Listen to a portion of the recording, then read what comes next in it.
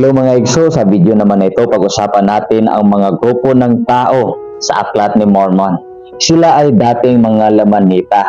Ang mga Lamanita ay walang ibang ginawa kundi ang pagpatuloy sa pagpadanak ng dugo, pumapatay ng tao at kumakalaban sa Diyos at sa mga tao ng Diyos. But itong mga taong ito, they were converted unto the Lord. Habang ang mga nipita ay nagtuturo sa kanila ang mga disipulo ni Jesus Christ, dahil narinig nila ang salita ng Diyos, they were changed. Nagbago sila.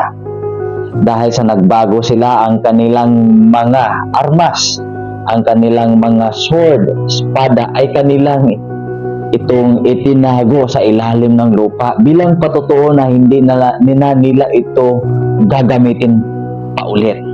Kumbaga, kung ano sila dati ay ayaw na nilang gawin ulit. Ang pagpadanak ng dugo at sa pagkontra sa salita ng Diyos at sa Diyos mismo. At sila ay tinawag na anti-Nephi-Lehi to determine that they were Lamanites before and was converted unto the Lord. Pero ang kanilang mga kasamahan ng mga Lamanita dati ay nagpatuloy pa rin.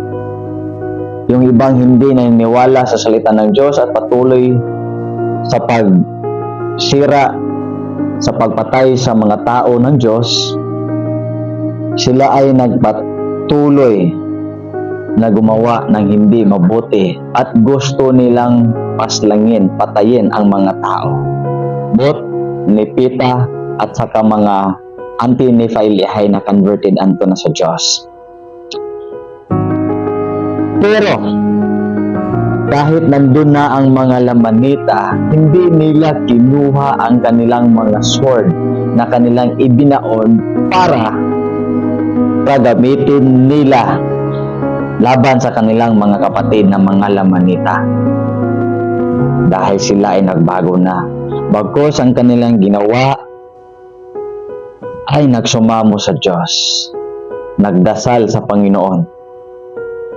Habang nagdasal sila, ang mga Lamanita ay patuloy na pinapatay ang mga anti-Nephi-Lehi.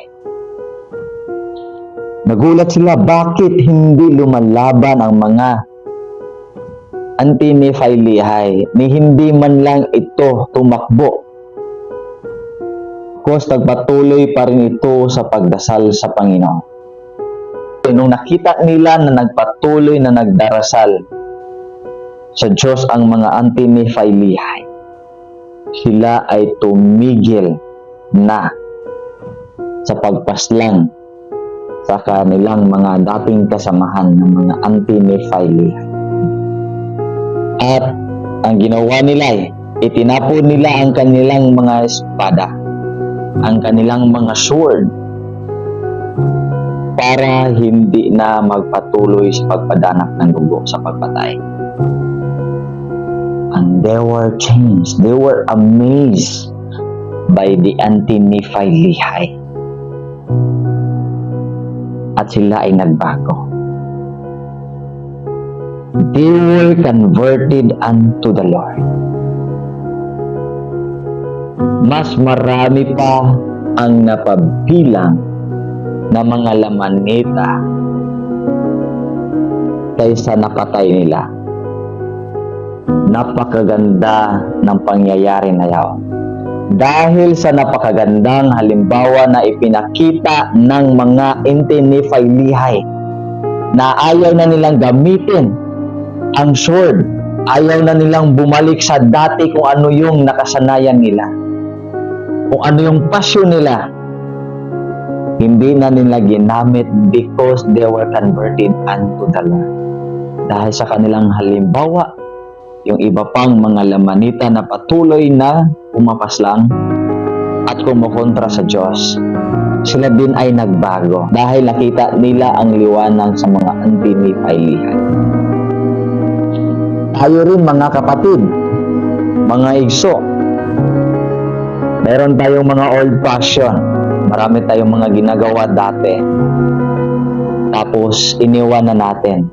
Huwag na natin balikan. Patuloy na tayo. Move forward. Huwag na natin balikan ang mga hindi magagandang bagay na naging experience natin dati. Pero yung mga magagandang bagay na na-experience natin dati, ipagpatuloy natin. Pagpatuloy natin na ipakita sa ating Ama sa Langit at saka ni Hesus Kristo that we are willing to move forward. We are willing to change. Alam ko po na ang pagbabago ay napakagandang resolution natin sa taong 2024 na i-improve natin ang ating sarili sa paggawa ng kabutihan, lalong-lalo na ang pagpatuloy sa kautusan ng Diyos sa pagsunod.